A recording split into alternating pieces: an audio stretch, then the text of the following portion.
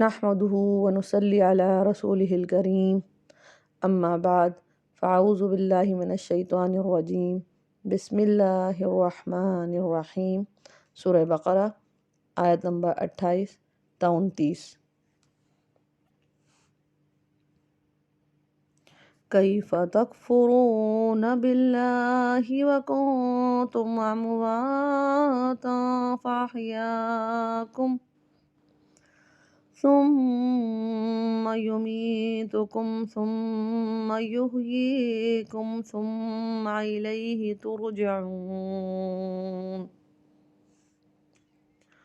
هو الذی خلق لکم ما فی الارض جميعا ثم استوى إلى السماء فسواهن سبع سماوات وهو بكل شيء عليم۔ ترجمہ: کیسے کفر کرتے ہو اللہ کے ساتھ حالانکہ تم بے جان تھے، سو اس نے تم کو زندگی دی، پھر تم کو موت دے گا، پھر زندہ فرمائے گا، پھر اس کی طرف لوٹائے جاؤ گے۔ اللہ وہی ہے جس نے تمہارے لیے پیدا فرمایا جو کچھ زمین میں ہے سب کا سب، پھر قصد فرمایا آسمان کی طرف، سو ٹھیک طرح بنا دیا ان کو 7 آسمان، اور وہ ہر چیز کا جاننے والا ہے۔ تفسیر آیت 28۔ مقرر دعوت توحید۔ اس آیت میں پھر توحید کی دعوت دی گئی جو یا ایھا الناس اعبدوا میں دی گئی تھی، اور ارشاد ہو رہا ہے کہ تم اپنے خالق و مالک کے کیسے منکر ہو رہے ہو اور اس کی توحید سے کیسے انحراف کر رہے ہو، حالانکہ اس نے تم کو وجود بخشا ہے۔ تم نطفے کی حالت میں بے جان تھے، سو اللہ تعالیٰ نے تم کو زندگی دی، تمہارا جسم بنایا اور اس میں روح پھونکی۔ عقل کا تقاضا ہے کہ ایسی ذات پاک پر ایمان لائیں اور کفر اختیار نہ کریں، اور بات اتنی ہی نہیں ہے کہ مردہ تھے اس کے بعد اس نے زندگی بخشی، بلکہ اس کے بعد یہ بھی ہے کہ جب تمہاری اجل مقررہ ختم ہوگی وہ تمہیں موت دے گا، اس کے بعد پھر زندگی بخشے گا، اس زندگی کے بعد اسی کی طرف لوٹا دیے جاؤ گے۔ اس وقت اس دنیا میں کیے ہوئے اعمال کا حساب ہوگا، کفر کا اور برے اعمال کا بدلہ ملے گا، ایمان اور عمل صالحہ کی جزا بھی ملے گی۔ تفسیر آیت 29۔ ارض و سما کی تخلیق کا بیان۔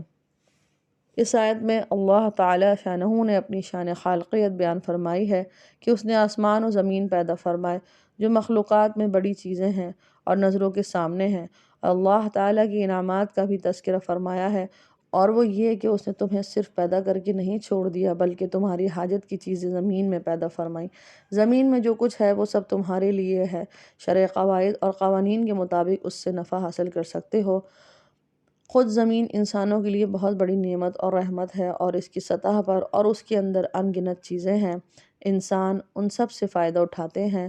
سورہ رحمان میں ہے وَالْأَرْضَ وَضَعَهَا لِلْأَنَامِ، اور سورہ ملک میں ہے هُوَ الَّذِي جَعَلَ لَكُمُ الْأَرْضَ ذَلُولًا فَامْشُوا فِي مَنَاكِبِهَا وَكُلُوا مِن رِّزْقِهِ وَإِلَيْهِ النُّشُورُ۔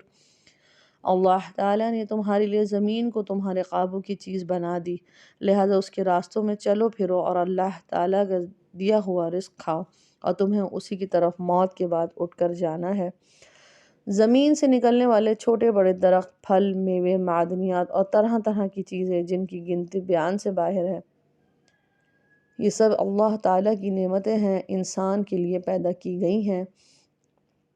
انسان ان کو استعمال کرے اور ان کے پیدا کرنے والے کا شکر گزار ہو۔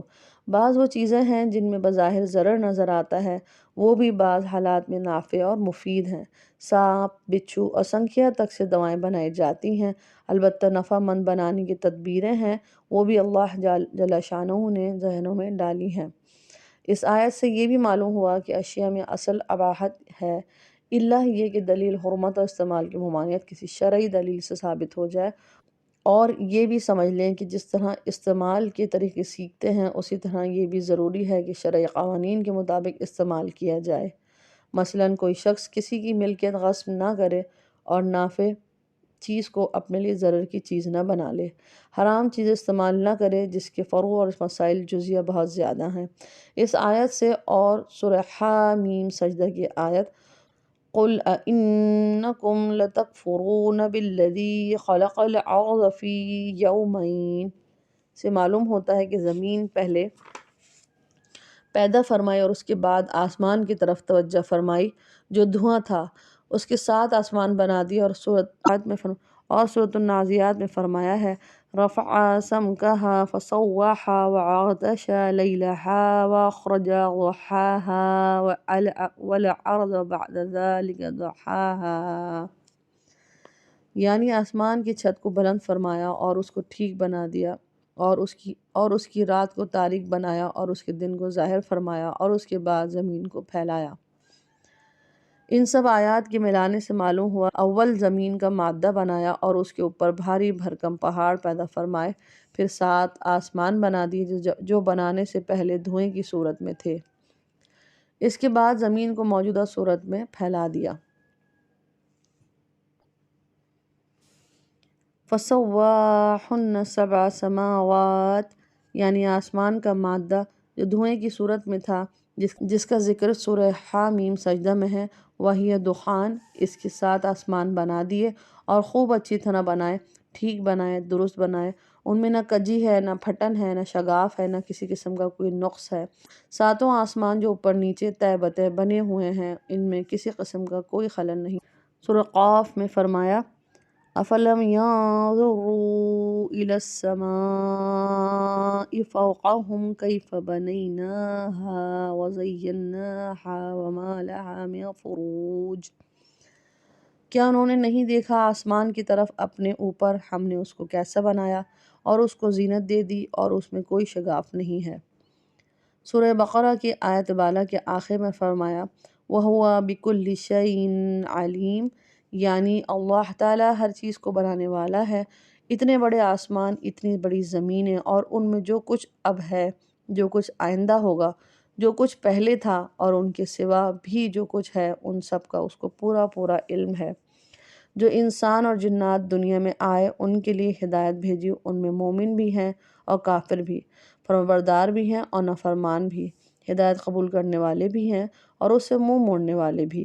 اللہ تعالیٰ کو ہر ایک کے عقیدے اور عمل کا علم ہے، ہر ایک کے عقیدے اور عمل کے مطابق جزا اور سزا دے گا۔